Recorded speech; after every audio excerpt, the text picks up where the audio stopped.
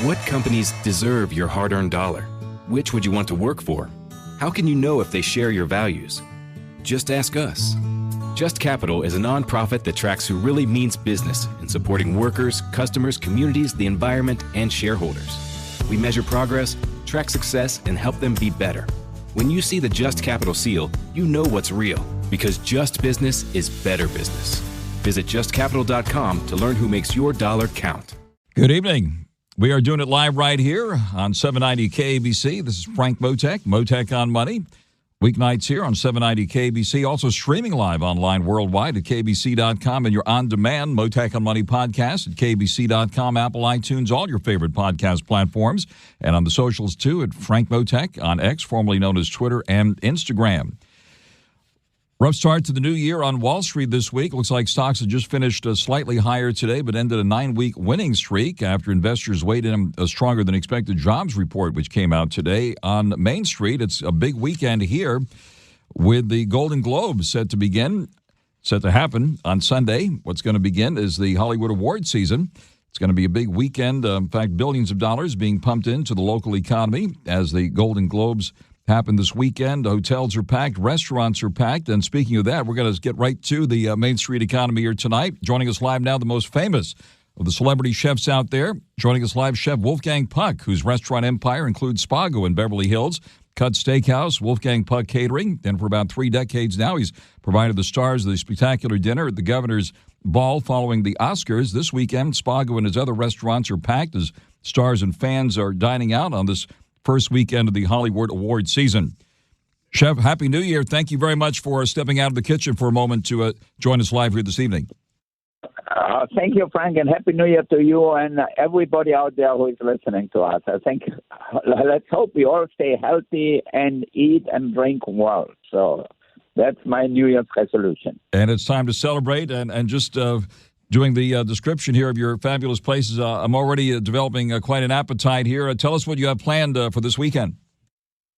Well, this weekend we have a big party here at Spago for Netflix. And, you know, Netflix has a lot of nominations. They got nominated for one of my favorite movies because I like music with the name of like Wolfgang for Maestro with Bradley Cooper directing it. I think it's nominated for Best Picture and Best Director and then Best Actress and you name it. And then there are some other of my favorite films this year, which is Killers of the Flower Moon. You know, I love Martin Scorsese, and who doesn't? And one of my all-time, I think, is Oppenheimer. It's a little long, but it's a great movie about American history. And so it's actually Killers of the Flower Moon, you know, about the people in Oklahoma and Oppenheimer, obviously, in the desert, making the A-bomb as the background, but really about the McCarthyism, about the people being accused of being communists. So I love great movies like that, where instead of being just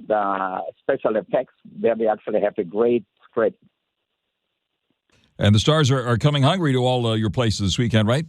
Yeah, everybody's going to show up, especially on Sunday, the Netflix group, you know, from Ted Sarandon, who is the CEO, with his wife Nicole on down, you know, all the people who are making movies, who are in charge. And then, obviously, the actors, hopefully they come with a little statue from, you know, the actresses like Bradley Cooper. He's also nominated for Best Actor, and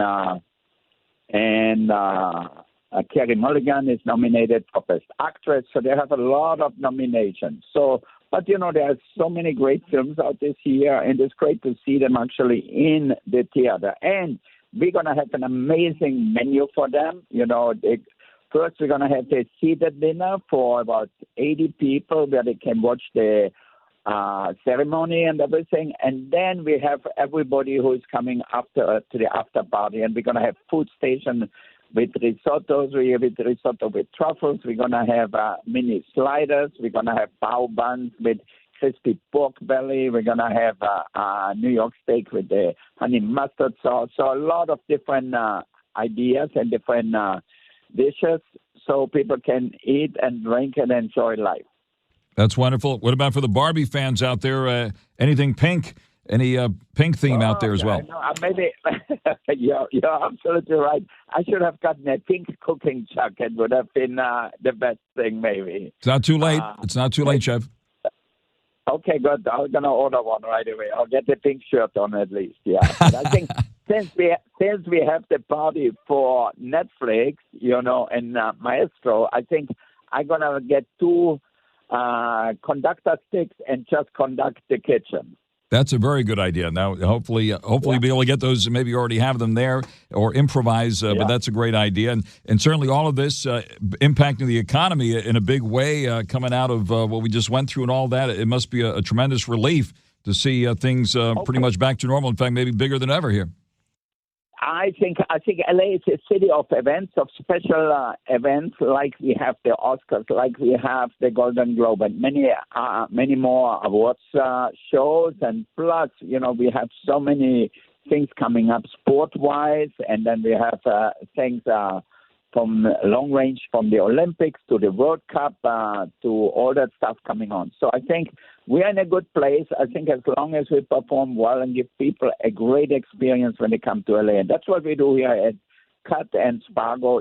Whoever comes, if they are local people or if they come from far away, we want them to go home and say, wow, we had a great meal at Spargo or Cut or Chinois if they are down in Santa Monica, and we are really excited to come back to LA. So to me, LA is my city. I love it here. I think it's a movie town for so many years. And I remember from the old time at Spargo where we had Swifty Lazar doing the Oscar party, and we had all the old stars coming from Jim Kelly to Paul Newman, Elizabeth Taylor, and so on. And now you have younger people like Bradley Cooper, not that he's so young, or Jennifer Lawrence, or Natalie Portman, and Carey Mulligan, Leonardo DiCaprio, one of my favorite guys.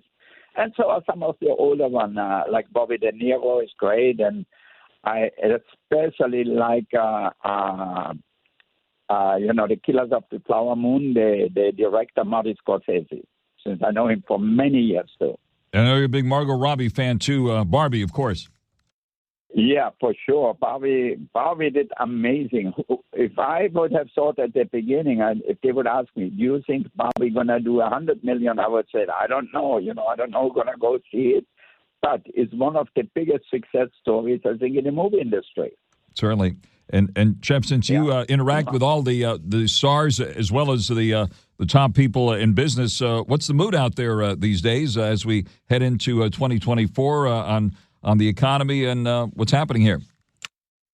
Well, I think we're on an upswing here in Los Angeles for sure, Las Vegas also. So I think the mood is pretty positive everywhere. I think the first week in January is always a little slow.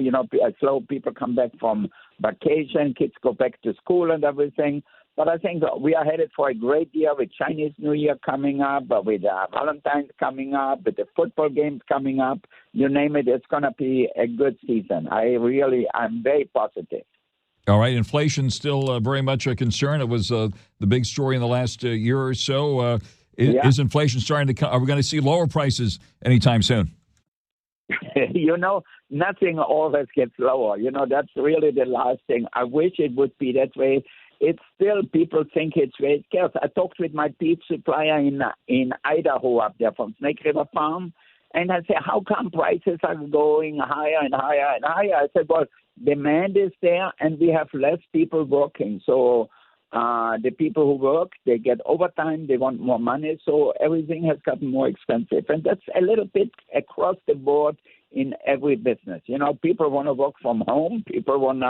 They don't want to drive a truck anymore. They want to have 3 days off a week. So even here for us at Spargo, I talked with Ari for a while today, and he says, so many people want to come to work, but they don't want to work on Saturday. They want to have 3 days off. They only want to work 4 days a week. And so it becomes very difficult to staff still.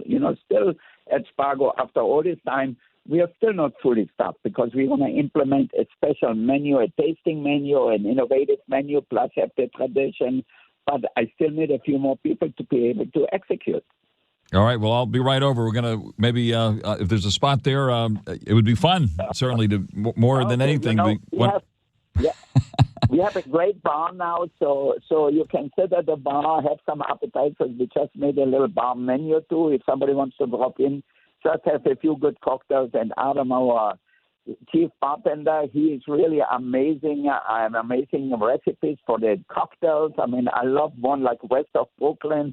I think I could have that all the time. And I think to have the talent, and now we have the bar, made it a little bigger, have some nice booths. So I think it's really enjoyable just to come and hang out. That is absolutely fantastic, and of course you are a tremendous success story. Unfortunately, heading into the new year, some restaurateurs have thrown in the towel. We reported this week that the iconic IHOP in West Hollywood on Santa Monica Boulevard is closed. I think Cafe Roma in Beverly Hills has closed. So we are seeing some of them drop off here as the year begins. You're absolutely right. You know, I read in the LA Times, I mean, how many restaurants closed down this year. I was surprised and shocked. I said, oh, my God, this is crazy. You know, I did not know how bad for some people it was. But if it's really a difficult time, the ones who just perform okay, you know, they go belly up after. But it's always sad to see, you know, when people who have restaurants, they're out of business. Some of them are mom and pop operation, and all of a sudden they can't pay the rent anymore. Rents have gotten so expensive, so it's more and more difficult. And food has gotten more and more difficult. And sometimes it's difficult to pass it on to our guests. You know, it's only the tolerance of prices is only goes that much, you know, that high. And that's on any level. You know, if you have fast food, if you charge $12 instead of $8, it makes a big difference. For us, the same.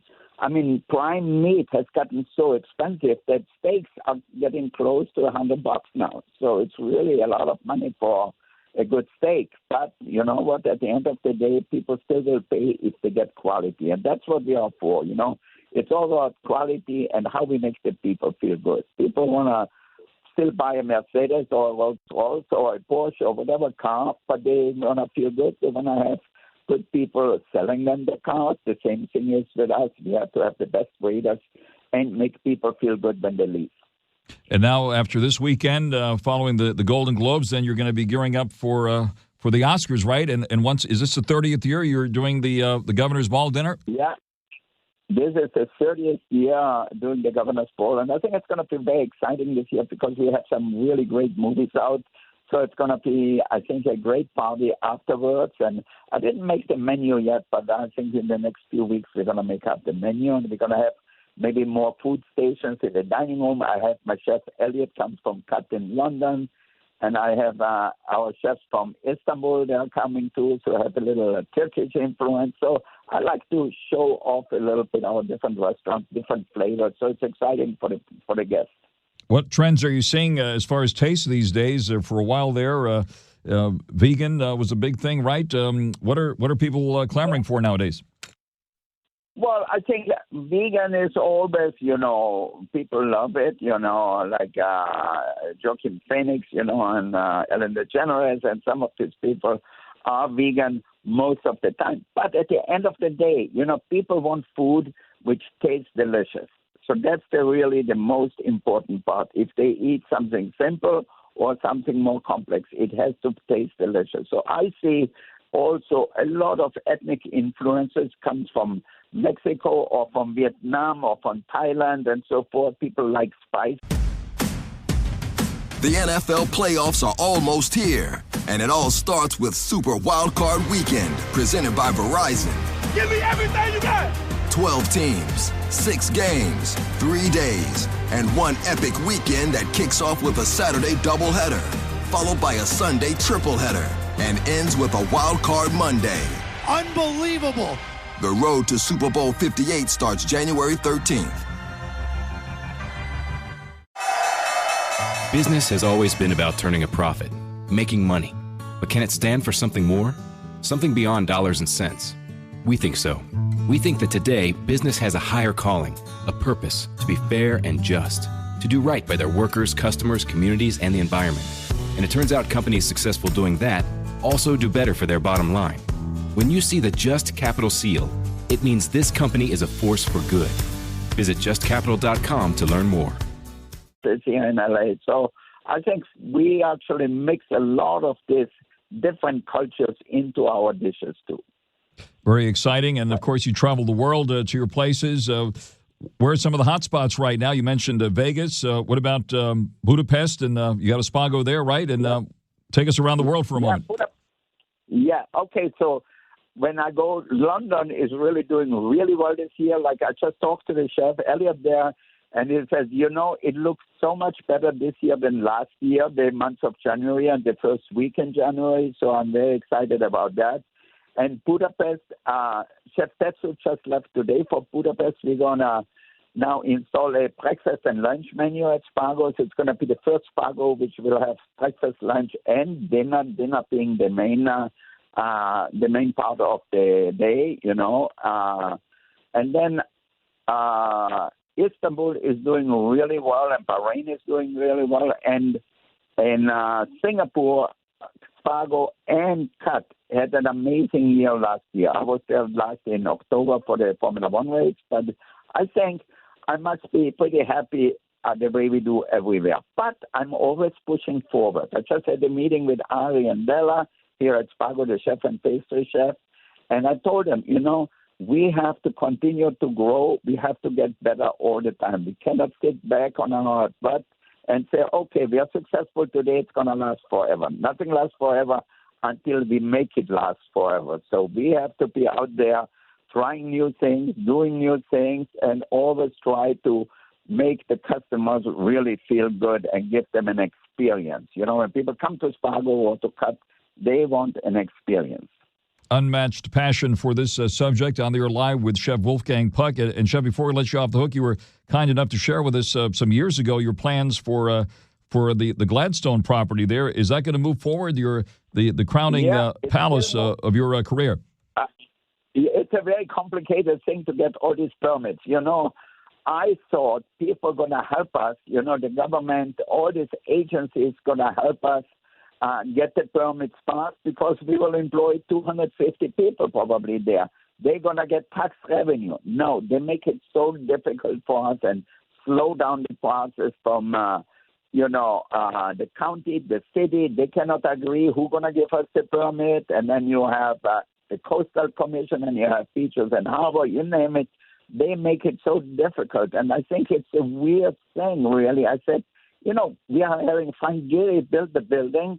We're going to do the food. How much better can it get for Los Angeles, really? To have an amazing building on the beach and have us do the food. I mean, it's going to be an iconic place, yet it's so difficult to get permits. Well, anything we can do to turn that around, Chef, let us know, and we will stay on that story. But in the meantime, Happy New Year. We wish you a fantastic start to the Hollywood Awards season with the Golden Globes this weekend and people packing your fabulous places. Thank you very much for taking the call. We'll let you get back to the kitchen, Chef. Thank you, Frank. Happy New Year to you. Bye-bye. Thank you very much. That is celebrity chef Wolfgang Puck joining us live here tonight, whose restaurant empire includes Spago in Beverly Hills, Cut Steakhouse, and the list goes on. Live with us here, Mottek On Money on 790 KBC. Friends, it's time to start the new year off right with reminders from attorney Clark Fielding of Fielding Law. Now, if you've been hurt in an accident that was not your fault, it's easy to feel lost in the sea of legal complexities. Fear not. Clark and his team of law sharks are here to navigate the legal waters for you. They have the expertise to tackle any case, big or small. Fielding Law is not just about providing legal advice. They're also about making sure you understand every step of the process. So consider them your partners in justice. Whether you're facing a sea of paperwork, swimming in contractual confusion, or caught in a legal undertow, Clark the Shark is the lifeguard you need. The Fielding Law team is dedicated to protecting your rights and ensuring a smooth journey through the legal currents. So as you dive into the new year, remember Fielding Law always has your back. They're not just lawyers, they are fantastic friends in the legal world. Call them now, 833-88-SHARK. That's 833-88-SHARK. Or go to clarkthesharklaw.com. Again, that's clarkthesharklaw.com. Happy New Year. Mottek On Money continues here in 790 KBC. We did see a higher finish today for the market, but a down week. In fact, the market has just ended a 9-week winning streak after investors took in a stronger than expected jobs report, which adds some new uncertainty into the Fed's next move. The Dow coming for a closing gain today of 26 points, settling at 37,466. We did hit a record high for the Dow earlier in the week, but have since pulled back. The S&P 500 gained just about 8.5 points to settle at 4,697, and the NASDAQ edged higher by just about 14 points. For the week, the Dow was down 0.6%, the S&P 500 down 1.5%, and let's see, we get the calculator out here. The NASDAQ down 3.2% for the week. All three of the major averages snapping 9 straight weeks of gains. Fun while it lasted. We did see the yield in the 10-year note pop higher again. The yield in the 10-year note is back above 4%, now at 4.05%. And that impacts the fixed-rate mortgage rates, and we'll be talking about that coming up later this hour with Fred Solomon, president of Solomon Financial Mortgage and Realty, the latest on mortgage rates and real estate here in Southern California. Apple had a rough week, closing down 73 cents today at 181.18. AMC Entertainment Holdings, the theater chain and one of the meme stocks. Remember, it had a big run back in those days during the so-called Reddit rally days. Well, AMC Entertainment Holdings extending its losing streak to 5 days today, with the stock ending down 2.5% to a new low of $5.15 a share. That stock's now on the longest losing streak since the 7-day slide that ended back in August of last year. The movie theater chain and one-time meme stock darling ended the session at a then record low close of $5.30. AMC was a top trending symbol on a social platform for investors and traders. They still has a big following, but it's been moving lower lately. The stock's previous record closing low had been $6.07, which was set back in December of last year. Taking a look at the price of oil, as nervousness continues in the Middle East and the Red Sea, we have seen the price of oil finish the first week of 2024 with a gain as the market came off a down year in 2023 on concerns about demand and a pickup in production by the U.S. and other producers in OPEC. The price of crude oil moving higher by $1.62 today to $73.81 a barrel. And Brent crude in London, the global benchmark, moving higher by $1.17 at $78.76 a barrel. We see the price in New York for oil was up 3% for the week and up 2.2% in London. Taking a look at the price of gold, and we'll check the cryptos here as well. Right now, gold is hovering up nearly $3 at $2,053 an ounce. The crypto space, right now we see Bitcoin up about $100 at $44,113 and Ethereum up 12 at $2,258. Mottek On Money continues here on 790 KABC. Good evening and Happy New Year. Heading into the first big weekend of 2024 with the Golden Globes set for this weekend. A big weekend for the local economy. The first televised debate of the 2024 California U.S. Senate race coming up on January 22nd will include only 4 candidates and lock out some other major candidates in the open primary. Among the candidates locked out on this, Republican Eric Early and Democrat CHRISTINA Pascucci. Fox 11 and the USC Dorn site for the Political Future announcing it would lock out candidates that collectively represent 20% of voter support, including Democrat CHRISTINA Pascucci and Republican Eric Early from the first California U.S. Senate debate that's set for later this month. Joining us live now is U.S. Senate candidate CHRISTINA Pascucci. Happy New Year, CHRISTINA. Thank you very much for joining us live here this evening. Happy New Year. Great to be with you. Thanks very much for taking the call here tonight. Take it from the top and tell us what's going on here with this debate being limited to just 4 candidates. Yeah, it's extremely disappointing. As a former journalist, I think journalists have certain roles to play, including informing the public and making sure that the public's voice is heard. And essentially, what Fox 11, Los Angeles, Politico, and USC are saying is that 20% of voters' voices don't matter. And 20% of voters, according to their own poll, had said that they want to hear from me or one of the 2 Republicans who are running for this seat. And none of us were even invited into the debate. Instead, Frank, what we're seeing is that the media is continuing to push the 3 establishment Democratic candidates who they've been pushing since they announced their run last year. And they would have the public think they have no other Democratic option, and that's just not the case. And to me, it's undemocratic what they did. Has a reason been given for this? No reason's been given. I mean, they said that they judge the criteria according to their poll, but it's very interesting because typically when you have a debate, you have very clear criteria. The other debates that are coming up have those criteria set in place. They'll say, for example, you have to raise a certain amount of money or poll at a certain rate.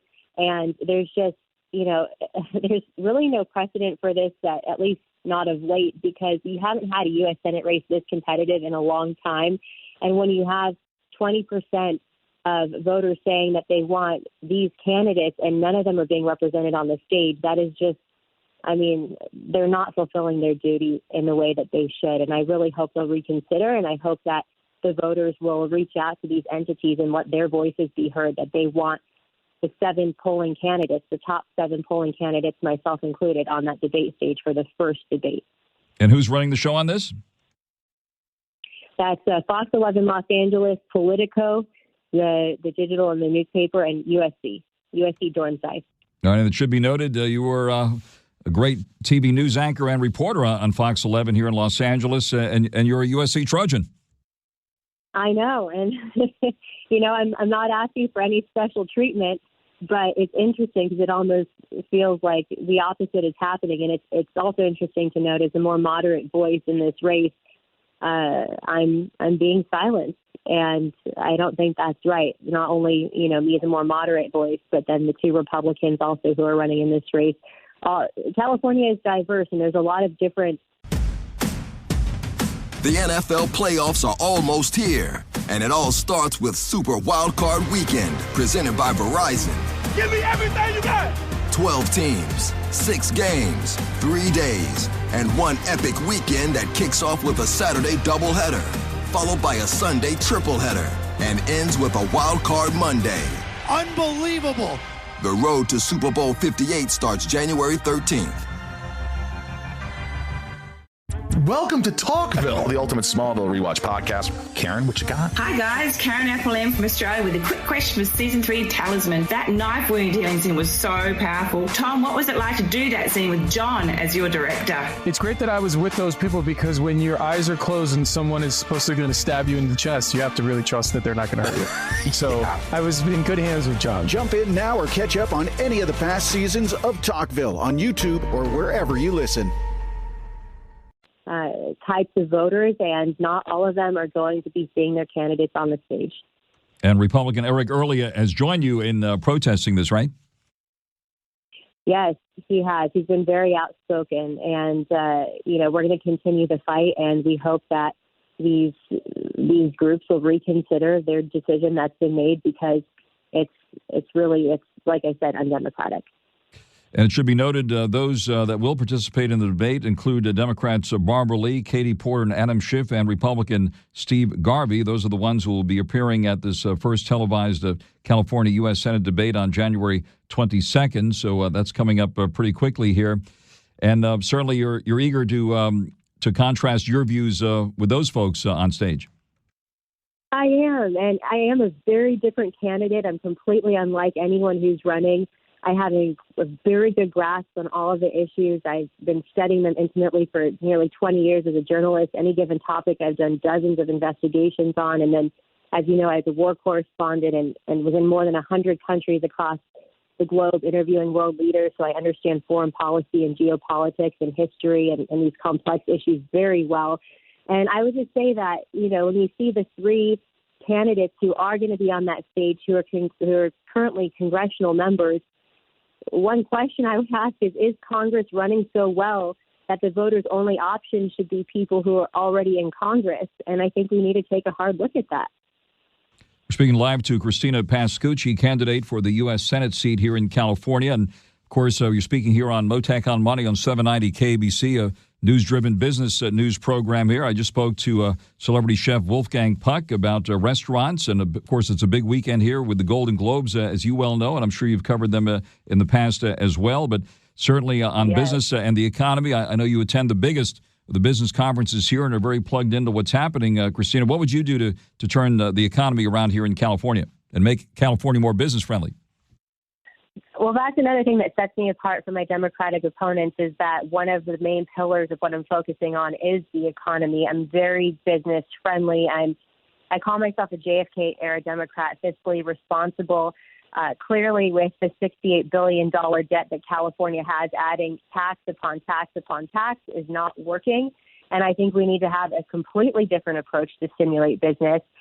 One of my degrees at USC was in business, and I have family members who have started businesses. I've seen how hard it is to to be an entrepreneur. And California and our political leaders should not make it harder for those people. They should empower them and empower their businesses to thrive. But instead, our policies are strangling them. And I was just speaking to the owner of Jinkies, one of my favorite cafes. That they have locations throughout Southern California, and he said he's having to close multiple locations. I'm sure you saw the headline in West Hollywood. They've had to close 85 businesses just in the past year. And they're blaming things like, inflation, the cost of goods and services. Of course, they have one of the highest minimum wages in the region as well, and a lot of back rent to pay, which is exacerbating the situation. But I still don't think we've seen the results of an impact of, how COVID will impact us as people are starting to have to pay back things. So we need a different approach. Taxing is not, it's a Band-Aid upon a problem. We need to stimulate the economy by providing tax incentives, by closing corporate tax loopholes, by empowering our businesses and cutting taxes. Now, we had Angela Marsden on this program. I'm sure you must have interacted with her. She's the one who became famous, the owner of Pineapple Hill Saloon and Grill in Sherman Oaks, who blew up when she saw her restaurant shut down, and that catering operation that next to her for the movie shoot back during the pandemic days. She has a show here on 790 KBC at 1 o'clock every Saturday afternoon. She was on this show and just absolutely heartbroken to hear about the restaurants closing that you mentioned.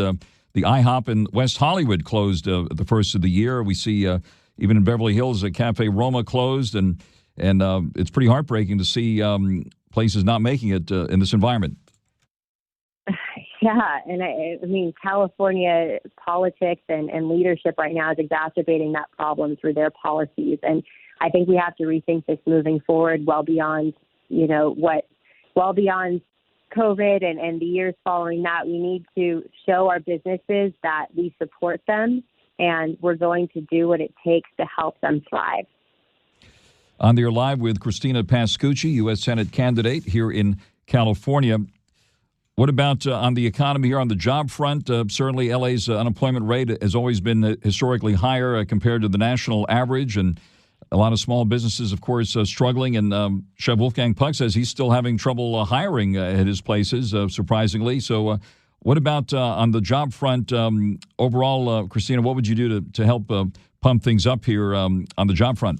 Making it, I think we can create a win-win when it comes to businesses. And what I mean by that is, for example, provide tax incentives for businesses to give childcare, for example, to some of their workers, so that you're not putting the burden on the businesses to provide these things, but then you're making it extra attractive and overcoming some of the hurdles that a lot of workers face when they're trying to get to work, which childcare and transportation are some of the biggest hurdles that workers identify. So that would just be one idea, and I think it's really important to make sure that it's a win-win. Certainly, and by the way, according to the last LA BizFed poll, weather is the number one reason why businesses are staying. And, of course, it's an absolutely gorgeous evening, Chamber of Commerce weather out there for everyone to enjoy here tonight. Oh, yeah, it's gorgeous.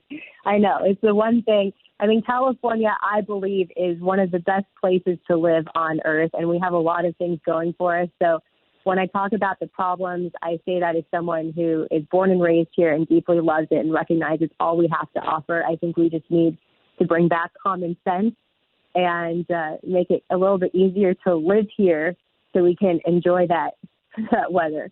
That is wonderful, and it's no secret you're expecting, right? And you've told us you're running for your daughter. Tell us more about that.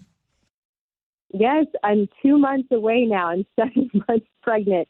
It's hard to believe. I've been very lucky and blessed with a pretty easy pregnancy so far, knock on wood. But there were two big events that happened leading up to me announcing that I was going to run for this seat. One was actually interviewing one of my now opponents and realizing that if I didn't do something, we were going to get more of the same, and I couldn't stand for it. And then two, becoming pregnant and thinking about so much is at stake. It goes well beyond you or I, and it's about the next generation. I know you have your little girl, and there's nothing we want more as parents or parents-to-be than for our kids to be in a society where they are set up for success. And right now, when I look around, even we're failing on the most basic level with early literacy, which is a foundational problem. 60 to 70% of kids in California not reading at grade level by third grade. That's directly linked to crime and homelessness. They're exponentially more likely to end up homeless or in jail because of that statistic. And so I think, instead of focusing on some of these other things that are inconsequential, that distract us and maybe make a lot of noise, but don't really have a big impact on society, we need to focus on the foundational problems like education. And that's what I think about when I think of, my daughter's future. I want to set up a California that provides the best possible future for her and for her generation. That's wonderful, Christina. Well, we wish you all the best, a happy, healthy, and prosperous new year for all of us. Thank you very much for taking the call here tonight. That is Christina PASCUCCI, candidate for the U.S. Senate seat here in California. Christina, all the best to you, and we wish you a happy new year. Thank you. Appreciate you. Have a good night. Happy weekend, everyone. Mottek On Money continues here in 790 KBC. Good evening. Flying the Chardonnay in the real estate business, mortgage rates ticking higher this week, kicking off 2024 by taking a breather from the previous 9 weeks of declines for the average 30-year fix, now averaging 6.62% this week, moving higher for the first time, in 9 weeks. According to Freddie Mac's latest survey, after hitting a 23-year high last year, 7.79% at the end of October, mortgage rates have been pulling back lately, but this week, a bit of a blip higher. Let's bring in the expert now, Fred Solomon, president of Solomon Financial Mortgage and Realty. Fred, Happy New Year to you, and thanks very much for taking the call here this evening. Rates have remained relatively flat as markets digest the latest readings on inflation, but now we have seen a bit of an upswing. Give us your reading on what's happening with those rates. So basically, we saw the rates go up a little bit this week, but I think that's just a temporary thing. The unemployment report came out a little bit stronger than the economists predicted, so I think that had a little bit to do with it. Yields are up to 4.04, and we were at 3.79 at the low a week and a half or 2 weeks ago. But the Fed said that they're going to lower interest rates 3 more times in 2024. The market is predicting 1.5%, which would be a 0.5 point each time. So I'm telling my clients, just because of what's happening with interest rates, I would not pay closing costs if you're buying a home today, because there's a darn good chance if interest rates drop, they can refinance again. And if you pay costs to do that and the rates come down, then you threw all those, all that money away. So I'm just suggesting don't pay closing costs and do a zero-cost purchase loan or refinance today because of that exact reason. Given the competitive nature of real estate transactions here in Southern California, with availability as well as affordability being such issues, do you risk losing the deal if you insist on not paying closing costs?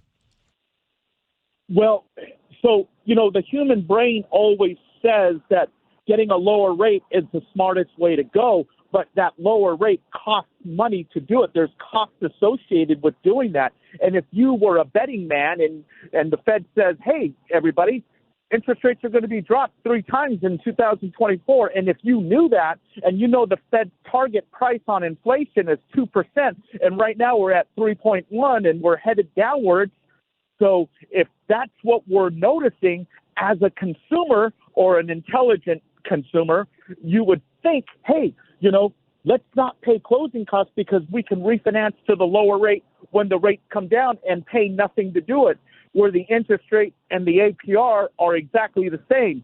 So to me, it doesn't make sense to pay those costs today based on what the Fed told us is going to happen. And I still see my competitors, charging people closing costs, and I'm like, oh, God, head scratcher on that one.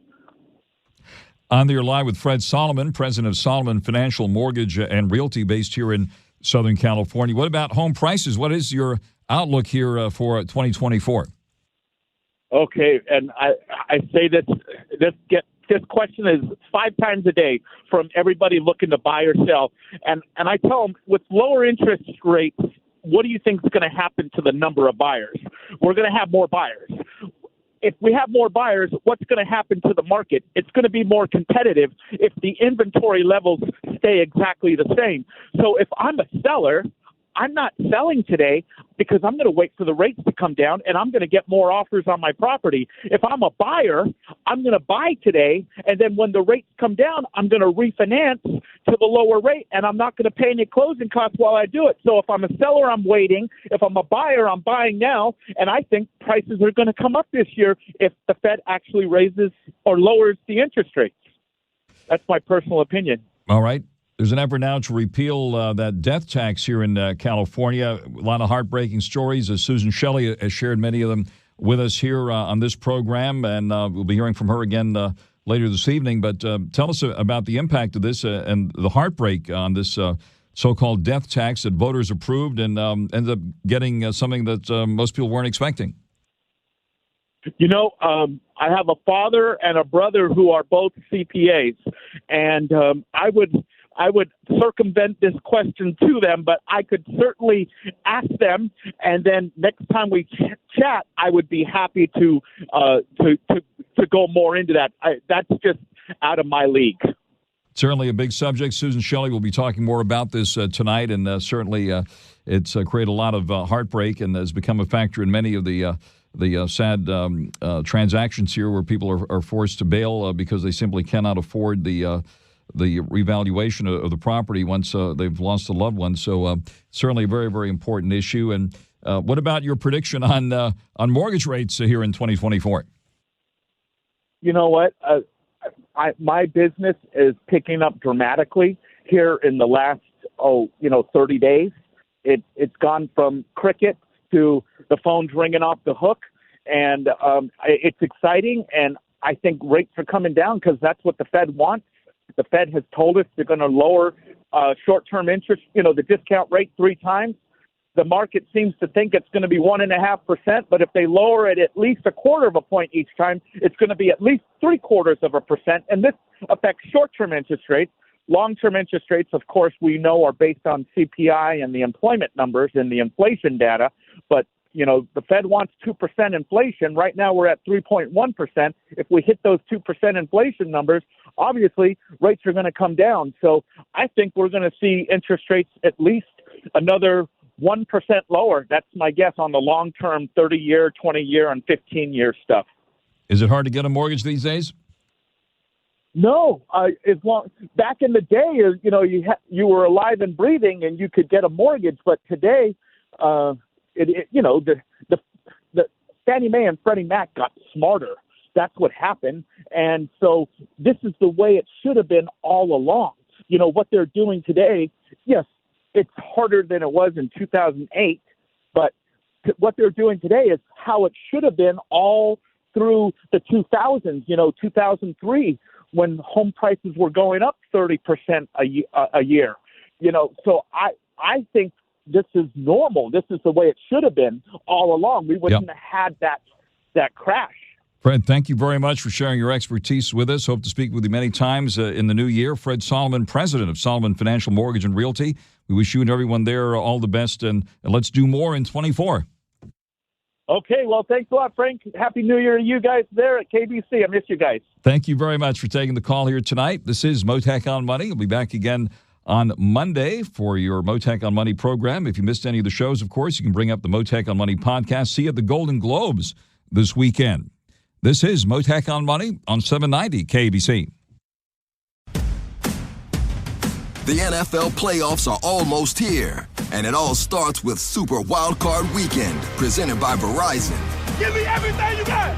12 teams, 6 games, 3 days, and one epic weekend that kicks off with a Saturday doubleheader, followed by a Sunday tripleheader, and ends with a Wildcard Monday. Unbelievable! The road to Super Bowl 58 starts January 13th.